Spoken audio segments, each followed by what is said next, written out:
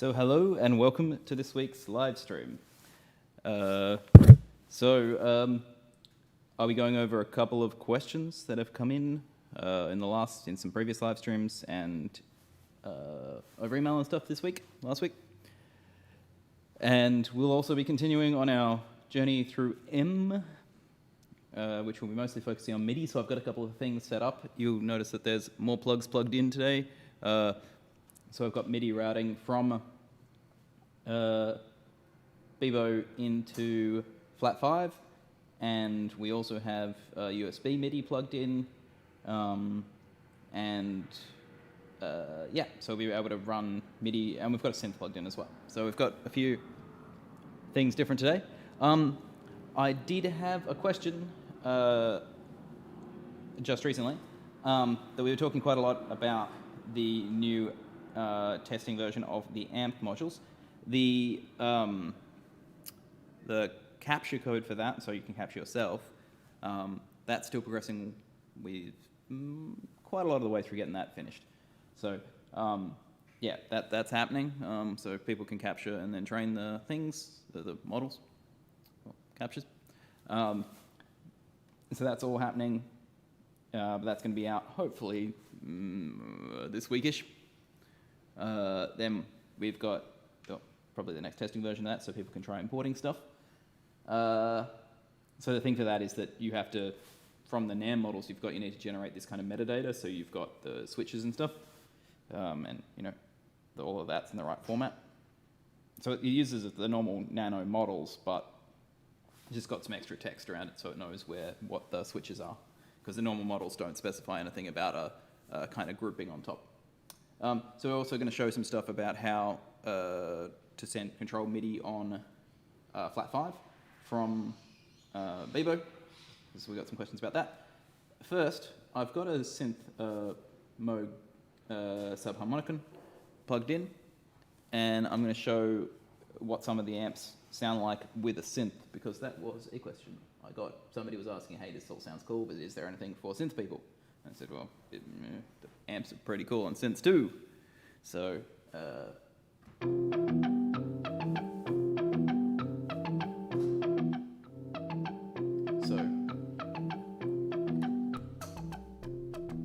bypass.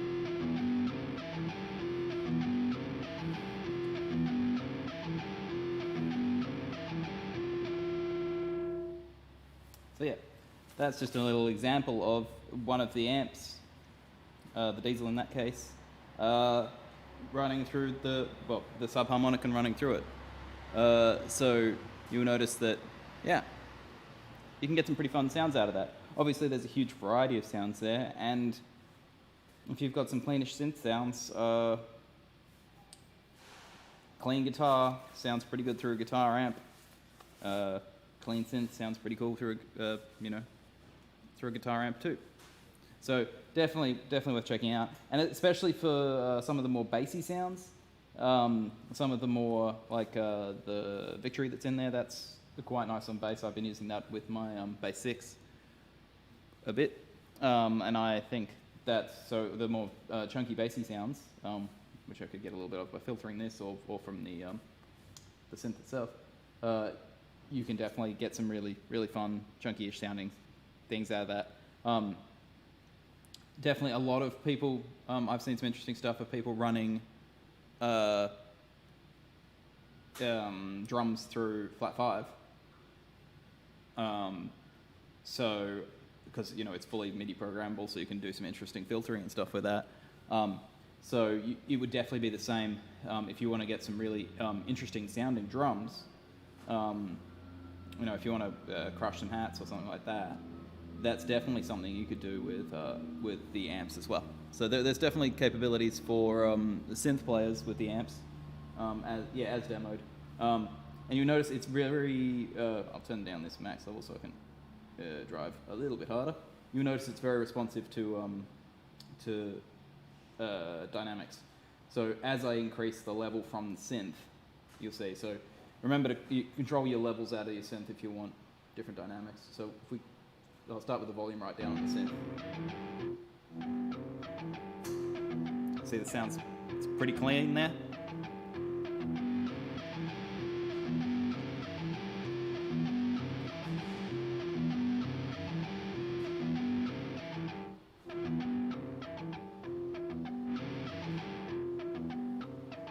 So yeah, very much. That was running.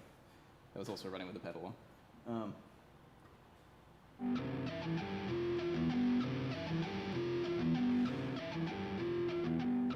So you'll see it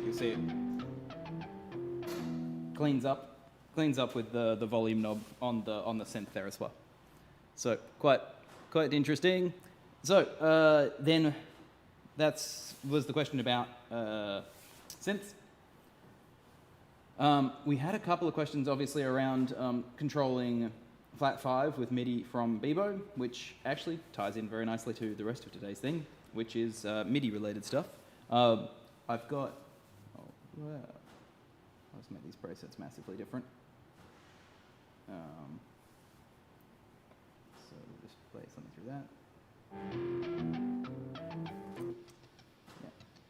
Yeah. So... I've just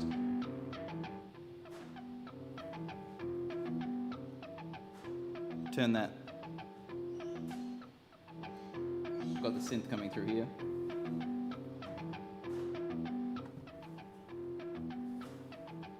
And you'll notice I got one preset here. Again, the way the flat 5 works, it's got these two different sides. And now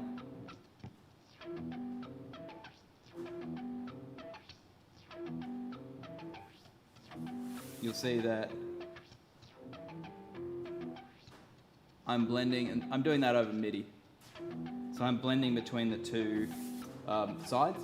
So by default, flat 5 is set up so that, you can't change the MIDI binding is, that the two sides, the blend between them is obviously normally controlled by the onboard LFOs and envelopes, but it also responds to the mod wheel. So if you've got mod wheel set up on your keyboard, you just mod wheel or send mod wheel from your foot controller or whatever, and you can blend between the two sides, which is pretty fun. So I'm just going to that preset. Into this side. Drop these bits down, and then mod wheel. Crank a bit of resonance, that's probably going to be, obviously we can do it from the things, from the sliders, but if we go into our secondary controls,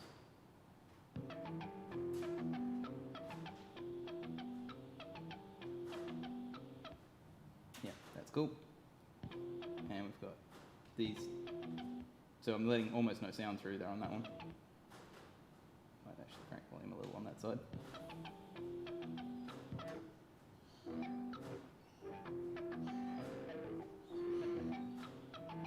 So that's just controlling that over mod wheel. So that's one of the normal MIDI bindings. You can find all of the MIDI bindings for flat 5 in the manual. There are some confusing bits because you can bind the two different sides of a preset separately to controls, or you can bind the active side. But we'll keep running through some of the MIDI stuff. This might be over a few things because there is just a billion MIDI modules. So last week we did meta modulation. So Midi CC to control value. Okay, so the normal way to bind something, I'll grab some basic. We'll get rid of the amps. And I'll add in something like a delay. We'll add in a delay. So the normal way to bind something is you hold the dots. Dots may be in a different spot depending on your version. Hold the dots, press the thing. And then you hit MIDI. It'll be listening, and then when you send a Midi CC, it'll learn. And now you'll see the value change. MIDI, so I've just, and it says, that it's bound to a CC and a channel. So it responds to a particular CC and a particular channel. And it'll learn any channel. It'll only respond on the channel that you send, but it'll learn whichever. So there isn't a specific channel required on that one, just the channel you send it on, it'll learn on that channel. So it's learnt that normal way of doing things. However, if there's an occasion where you want to send a CV value to something else, because maybe you want to press something, maybe you've got a foot switch on MIDI or something that sends an on or an off value, and then you want to smooth that, so you want to run your CV, your Midi CC, into something that changes it into something smooth value or something. So you could do that by running a Midi CC into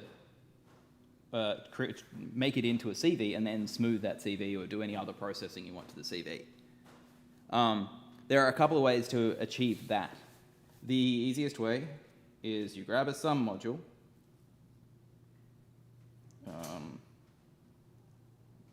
onto sum, you learn one of these ones,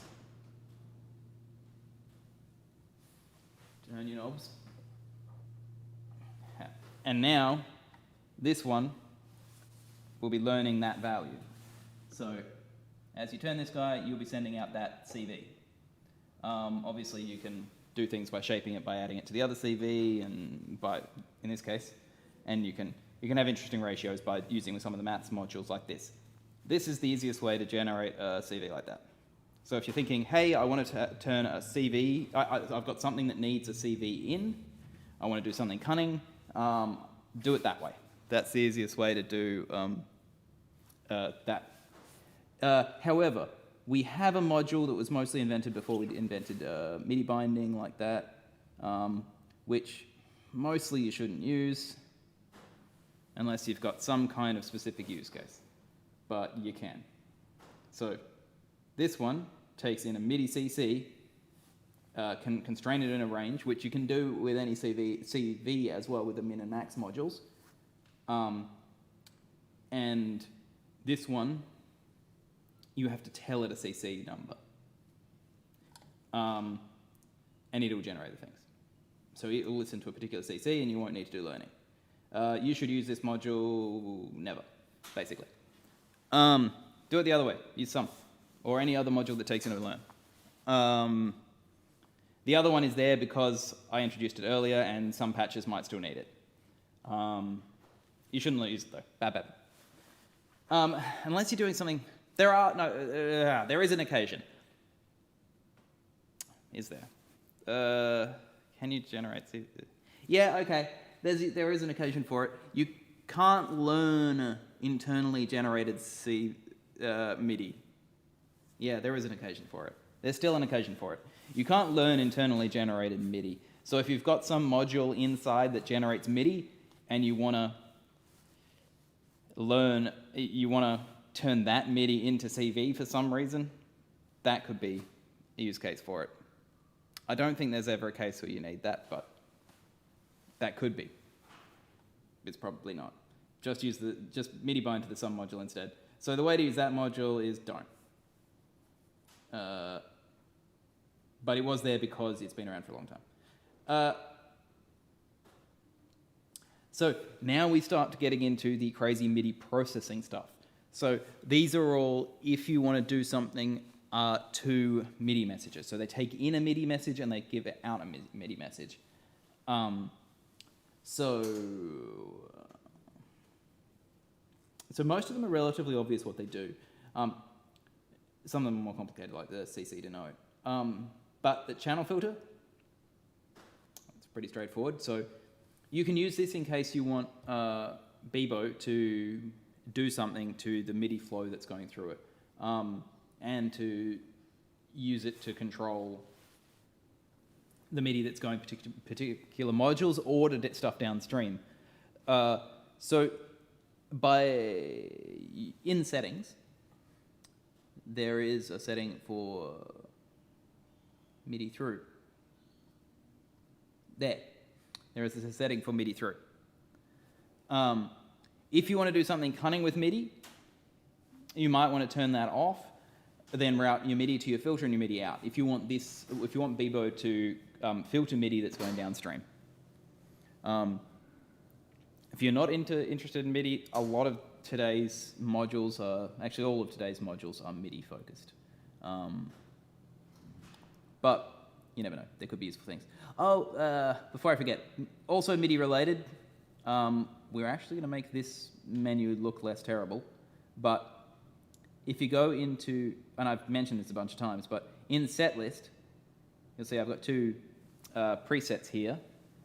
The number here is the program change message you need to send to load that preset. So that's how you switch between presets over MIDI. So add them to the set list, and then the number that you need to send there is the preset you need to load. That's obviously much more straightforward on flat 5 because these presets at the top, you send that number to load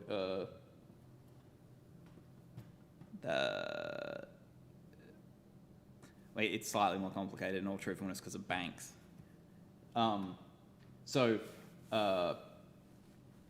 You send these numbers to load the preset. However, if you want to send, you think of the bank, this is a bit fiddly. There is a chart somewhere. To get so if you want to use the next bank, if you need more than 6 presets, so you hold 2 to get to the bank. So now we're in bank 2. Bank 2 preset 1. We can tell by our friendly colors. We're in yellow there. So that means that if our program changes are numbered from 1, we send 7. If our program number changes, because some things do this either way, are numbered from 0, we send preset 6 to get. So this is 0, 1, 2, 3, 4, 5, 6. 0, 1, 2, 3, 4, 5, and then 6 would be the first one in the bank. If they're numbered from 0, if they're numbered from 1, this would be 7. So that's how you get between the different presets and banks with program changes. Program changes over here.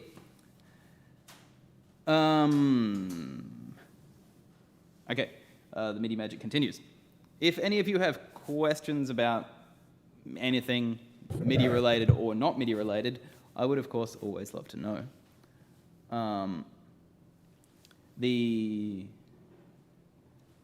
We continue with MIDIs. So yes, channel filters.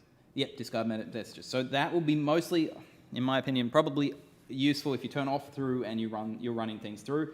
So you want a particular message not to get to a particular synth or something like that. Yeah, there's probably other. You could make it, any module that you want to take in MIDI that you don't want, that doesn't have a channel setting on it, which some of ours won't, you can filter out channels like that.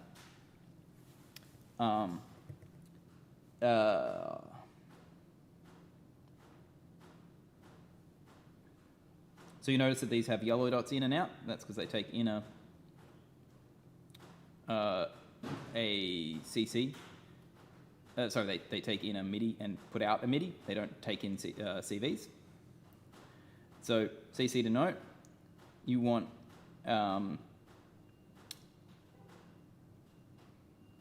this does get a bit fiddly. So basically, yeah, you're going to want to...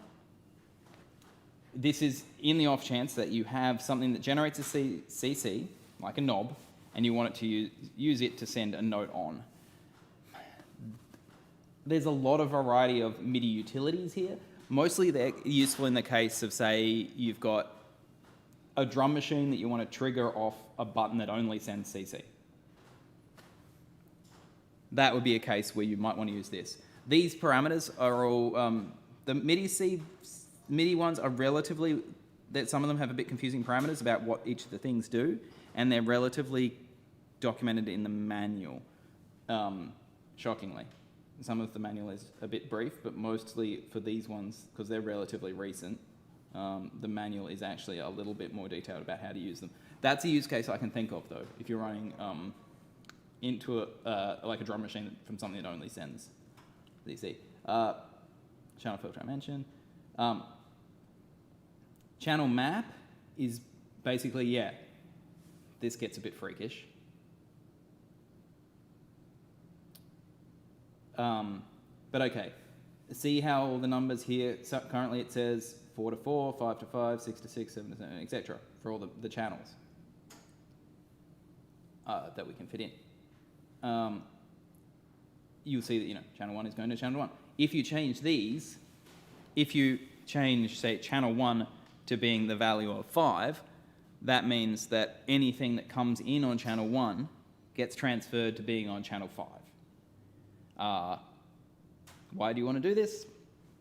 Well, sometimes you just want to do weird things to MIDI. And sometimes having utilities is handy, so we've got a pretty ludicrously large collection of MIDI utilities. For just like, hey, I've got a weird thing. Channel map. Chokes. Again, historically mostly useful for, well, used a lot for drums. If you want to run, if you want, is there another use case for that? There's probably other use cases for that, but basically, yeah, if you want one, only one note from different things to happen at the same time. The often way you use this for is if you want the an open hi-hat to be choked by a closed hi-hat in the MIDI triggers, because which lots of people don't care about, because we're in electronics, so we're allowed to have things that you could realistically also have two kits in real life. So that when people say that that's an impossible thing, only in some context. But maybe it is a thing you don't want to have happen because you're playing a single kit or something. So you can make it so your open hi-hats can choke your are choked by your closed hi-hat. But you know, it's a pretty freakish. So again, it takes in MIDI. There's a particular note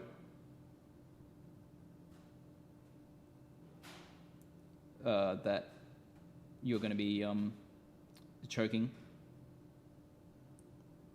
So, and then yeah, you specify a channel and what velocity velocity is how hard you play a note on these ones. So, and then which section, so high trigger and low trigger, so which range of notes trigger this behavior, and then which note is choked by it. So, I think that's what way around it is. So yeah, you can have a section of notes that then choke another note and stop it from playing. So, choking in this context is, we'll be sending a note off, so making that note stop sustaining. So, again, all of these things take in a MIDI and send out a MIDI, so they're all ways you can process MIDI. Chokes, chords, yeah, okay, that's more interesting. Oh, clock, I'll talk to you about. So this is kind of harmonization for MIDI. You send in a note, it generates a chord, and you specify what scale you want. this is probably going to be more, these next two bits are going to be much more relevant for most people who are using Beebo with guitar and stuff like that, which is clock in and clock out, which is a pretty common thing you might want. So how do they work? Midi Clock In. You can all go over here. You can get deleted. I've got a delay, so that's perfect for this. Okay, so the delay you will see has no yellow dots and no other things, so it doesn't take in MIDI directly. So if I want to get a tempo into the delay, I have to get it in there somehow. If I want a tempo from MIDI clock. So MIDI Clock In, if you... Oh, actually, yeah, okay, it does have. It has some settings around how it smooths parameters and how often it triggers based on like what pulses it sends out. Because I made MIDI clock a little bit more complicated. So I can't remember if I've ever talked about this actually. So the MIDI Clock In also it sends out pulses, so it can send out Eurorack style clock. So if you've got something like the step sequencer with the external control, it will trigger on each pulse, on each beat. So there are kind of two options. Either you can run this into a LFO and then have to worry about when that's the timing of that LFO starts by using a reset clock or something, or you can have the pulses come directly from the MIDI Clock In. So then you can connect these these pulse signals out and start and stop signals. So you've got information for start and stop there. So yeah, because MIDI has states for start, run, and not running states. So you can connect them up to something so that when the clock is not running, it can do something. But we'll show it in the basic case of connecting up to a delay. So you just connect the MIDI in, and then you say, I want tempo out. So we'll see we've got that clock pulse. That's the Eurorack style clock in case you're running something that takes in Eurorack clock. There's a bunch of modules that do. Is running is just going to be on if it is running and off if it isn't running. And starts trigger, obviously, sends a trigger when it started. So when you start a thing. That can be very useful for synchronizing things. Maybe you want all your sequences or something to reset, sequences or something to reset that. But if we want to set a BPN in, we've got this tempo, this different looking one, this different color. So that connects up to the only tempo input in the delay. So now that delay is tempo synced to the MIDI clock. And obviously, there's modules that can divide time and stuff as well that take in tempos and do things to tempos. So that's MIDI Clock In. It's transforming either to a tempo, this one, or to the CV clocks, which you can then do other stuff with in Eurorack clockwise. So we've got kind of two concepts for tempo. One is clocks, Eurorack style clocks, which is like a pulse, a regular like a click, which you can, is a click. It's it's regular ons. And then there's the other one, which is tempo, which is more of a value. So it's not really a Eurorack style concept. It's more like, it's sending the number 115 or whatever as BPM between two different modules. So yeah, there's both of those. Tempo is obviously more of, it's a handy, nice, clean digital concept. So it's, it's easier it doesn't do weird stuff like Eurorack clock will. Because obviously, as pulses, you're going to have less precision in that, in ways, because you have to guess when the next pulse is a bit. Whereas the other one, if it says it's 120, it's just you know that. But you can't do things like shifted clocks and stuff, like irregular timing as easily with the tempo stuff, which you can do with the Eurorack clocks. jitter and things like that that you can purposely introduce to your clocks. I might have got distracted.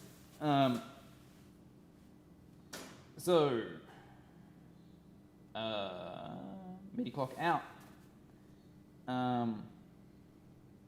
Wherever we are up to, Midi Clock Out. So this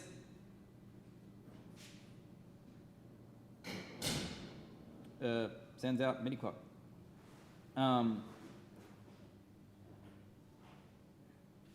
You set a BPM. It also takes in what's called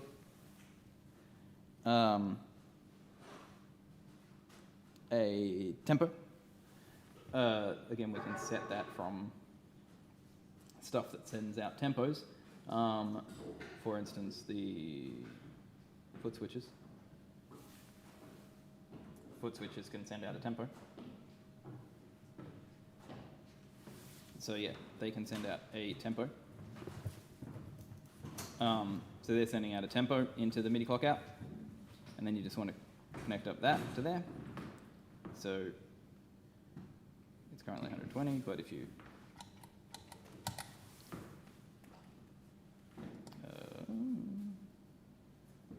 this will change the tempo of that. So that'll be the tempo that it's now sending out of there. So yeah, MIDI clock out's pretty straightforward. If you want to send tempo out of the pedal, that'll be sending tempo to anything else. So obviously, yeah, you can have this tempo be divided down from other stuff. You can send it obviously to other modules internally. Yeah, MIDI clock out. That's how that works. So yeah, that'll be then sending MIDI clock out to anything downstream.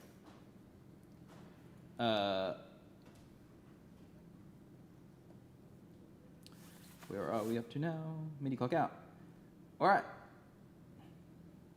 Midi delay. So this isn't an audio delay that delays audio. It's a delay that delays MIDI. Because perhaps you want one of your events to happen later for some reason, which maybe you're sending it to a synth and you want these two things to happen. Maybe it's a control that you want to happen after the note starts. That could be cool. So you could send that out by that. I have a question, which I will now have a look at.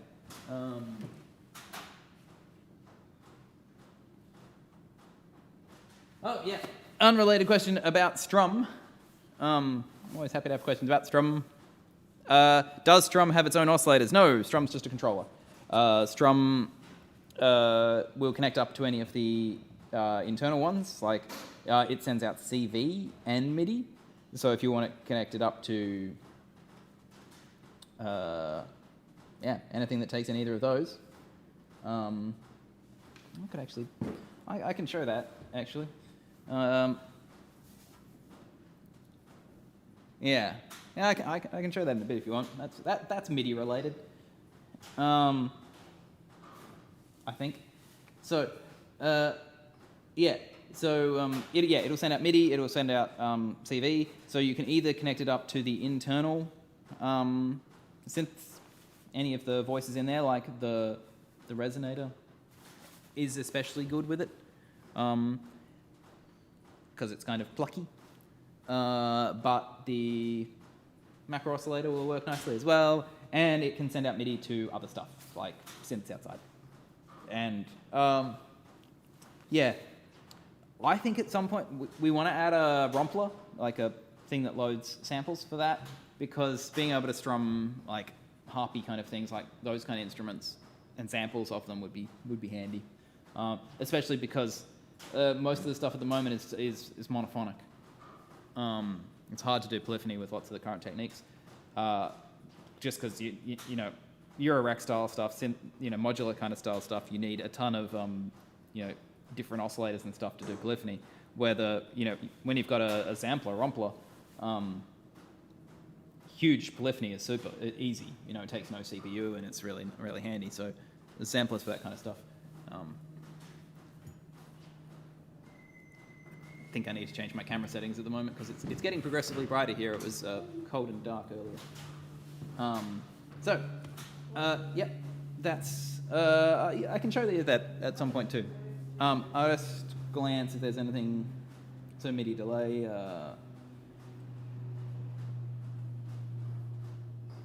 takes in, has tempo, and you can delay a certain number of beats, and you can randomize that. So maybe, do some interesting stuff with delaying MIDI. I'm not sure how much we want to go over all of the, more complicated MIDI options, just because there's a billion of them.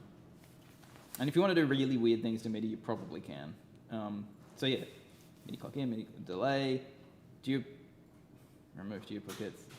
Yeah, enforce to a scale, that's kind of stuff interesting. Enforce key ranges, so just discard stuff if it's not in the right range. Key splits are handy in case your keyboard doesn't support, or your controller doesn't support key splits and you want to split them up into multiple sounds. That could be handy if you want to run it to different oscillators inside Beebo or outside. So that's pretty handy. Scales, Midi Map CC, mono legato, remove active sensing, duplicates. Okay, we get onto Midi Note To CC, not its hand, but Midi Note to program change. Might be handy if you want to send controls changes to something like flat 5 and your other stuff is sending notes or something like that. Toggling notes, multi-tap delay from MIDI, quantizing, velocity. There's just a billion MIDI filters, so drum, tonal pedal. Yeah, velocity scaling. All right, that's the end of all the billion MIDI ones. The only one I think I'll run through, all of these are useful, but they all do kind of what they say on the box. And they're pretty specific usually. If you do have any particular questions about one of the crazy MIDI modules, please ask. But this one's actually common, Midi Note To CV. So what does this do? It means you can, it's very useful in Eurorack space, obviously. It means you can take in a MIDI note and then send out a CV value, a volt per octave value, and a gate and a trigger. So that's your outputs here. You've got the gates, triggers, and the actual note itself. So that's very useful if you're in a Eurorack and using Hector, and you want to transform. You've got some MIDI that you want to send then out to either a module inside Hector or Beebo, or out into another module.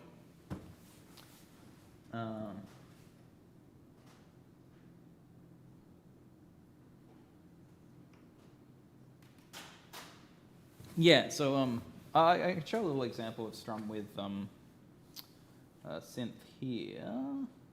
So right now I've got the MIDI out plugged into flat 5, because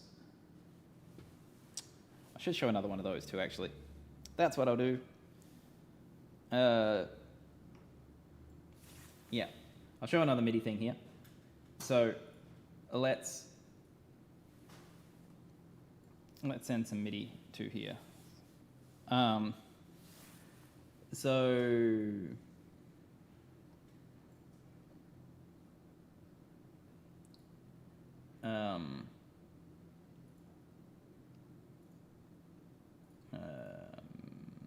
Sorry, one sec. Midi CC To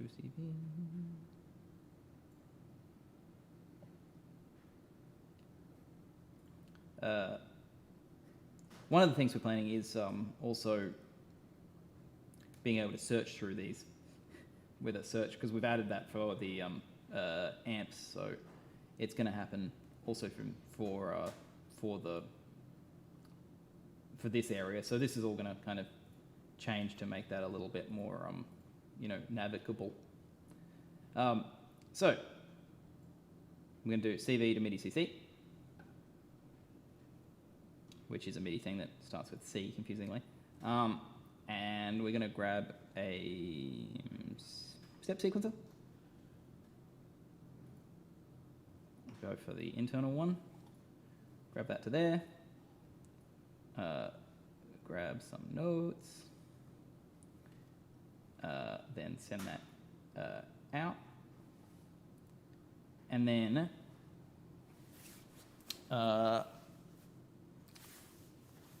we will send it to flat 5.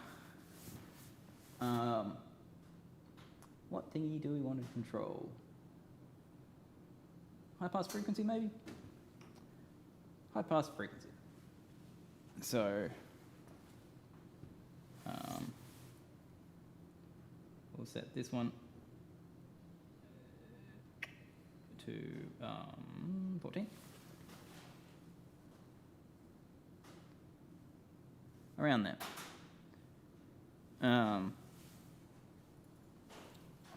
can't remember what channel I've got this on, so we can, if it's not, I'll show you how to learn which channel this one's on and set a channel on that. But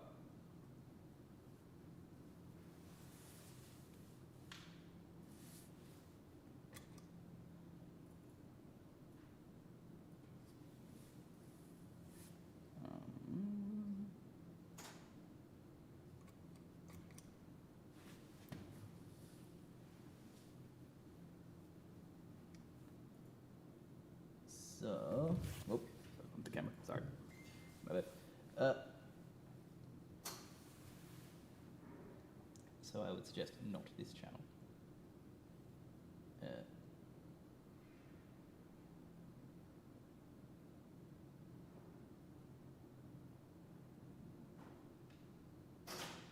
Yeah.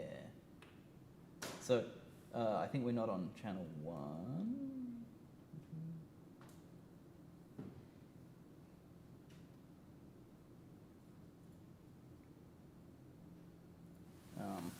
I'll tell this to learn that channel then. Which you do by rapidly tapping this guy, and then you can learn a channel.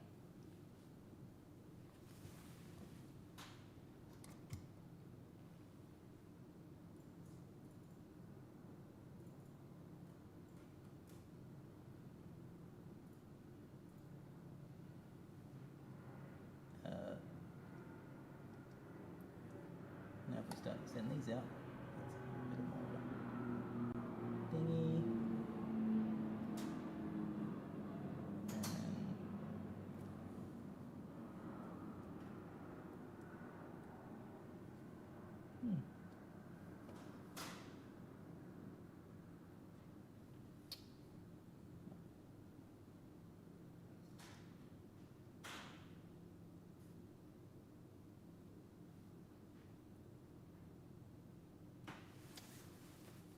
Have I got these plugged into the right spots? Actually not 100% sure why that's not working today. I might try plugging that into the other synth to see if I am getting notes in the right spots. Otherwise, I will return to that and show you when I've actually tried it. And I've got it plugged into the right things. I may, oh, yes, I'm doing that. I might try showing you strum controlling synth as well. Oh, and that might be near the end of my MIDI collection for today. I'll just, yeah, I don't, 100%. I'm probably doing something stupid which I can't remember. Because I was able to control that earlier.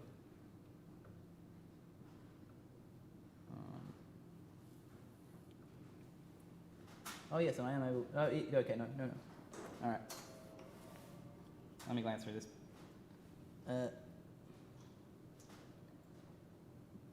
Sorry for this random delay here. Midi CC. Out there. And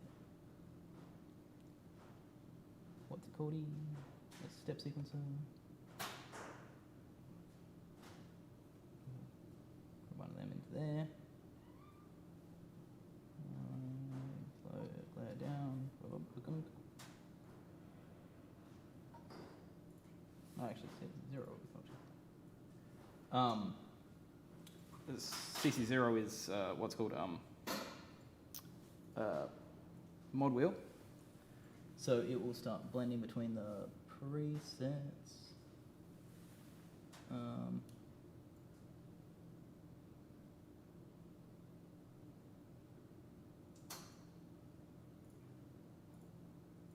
So we should, if we set these two to different looking presets, different looking sides, sorry, I mean. Hopefully you can actually see this in this brightness. I should set my camera to be a little bit less bright.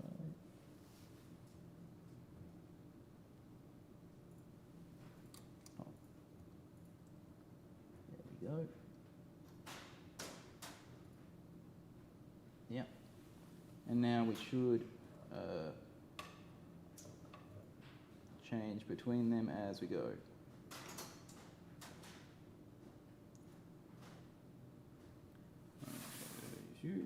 Not sure if that's actually visible. Mod wheeling there. All right. So, yeah, mod wheel CC0. So, yeah, so that's, you know, ways you can control this. I'll show you a few other controls of this. There's some fun things you can do about switching. These are switchable from MIDI as well, so you can set that up to a CC. I'll show you that. I'll generate a preset for next week with some of those in. Now we'll jump out of this. I'll just unplug from the MIDI in on this one. And then I'll plug into the synth. And I think that might be the last thing I'll show today. I'll show some of, where is MIDI in on this synth? Here we go. Luckily this synth has little plugs. One thing I should mention about MIDI, depending on your era, all of the flat fives have got type A, normal standard MIDI in and out on 3.5mm. The Beebos, depending on their age, current ones have type A in and out.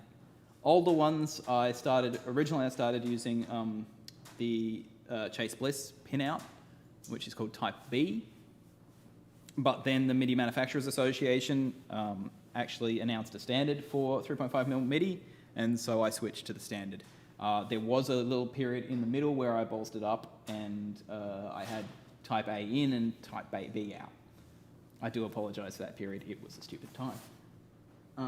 But, you know, now. So there are 3 eras of Beebo. All the Hectors have type A in and out. All the flat fives have type A in and out. We are better nowadays. What was I saying? Oh, yeah. So we'll drop. We'll just clear this patch. And I'll show a tiny little bit of Strum, and then we'll knock off. I'll just check if I have volume out from this one. Yep, I do. I'll add Strum onto S. Strum.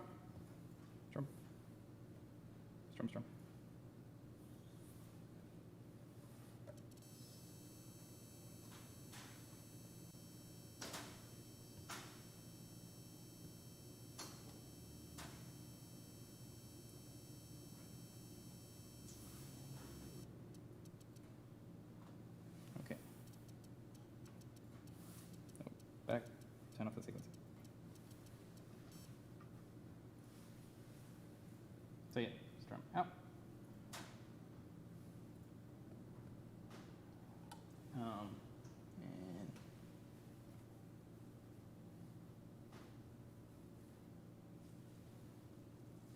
yeah. You up 100%.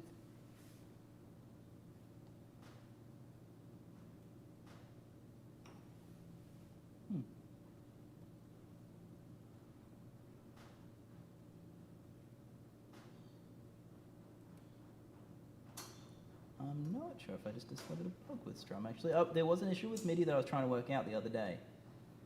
But I'm not sure if it's actually going to be a problem. That's way too high an octave, isn't it?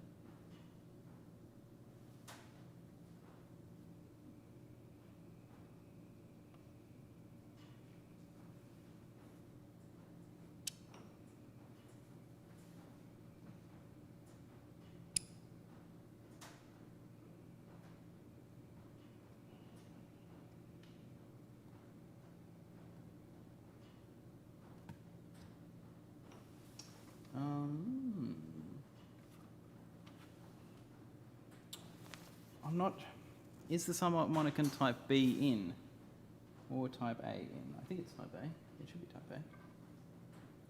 It doesn't seem to love responding to my.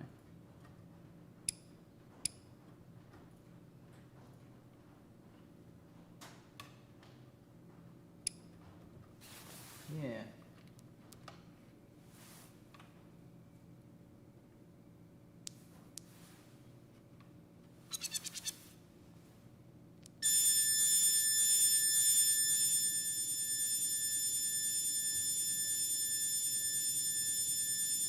I might not be sending note offs correctly or something.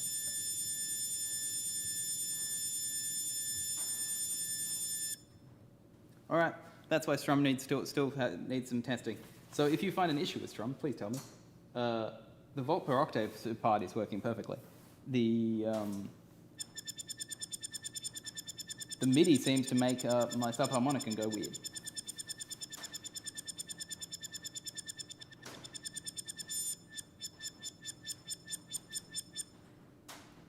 And I'm not 100% sure why. So I'll need to look into that. So yes, Strum still in testing, MIDI out, tell me if it works. That's how MIDI out should work. The volt per octave out works because I've shown that a bunch of times. I was testing the MIDI the other day. But yeah, check that one out. The Strum is, yeah, still in testing, obviously. But I'll have a look into what's actually going on with MIDI and the subharmonican there. It might be sending something with weird timing or something. And that might be confusing things. Because one of the other synths I tested with worked. So, yeah, if you've got any other questions, that's probably the end of the coherent section for today. Yeah, so I showed the stuff about using a synth with, what's it called? The amps. A little bit about how to do some things with MIDI. And yeah, if you've ever got any questions, feel free to give me a yell. Yeah, that's really bright. Yeah, yeah. Along the way, if you have any questions, feel free to give me a yell. Otherwise, I will, yeah, chat to you next week, where we will probably go through a little bit more of the MIDI stuff with some preparation.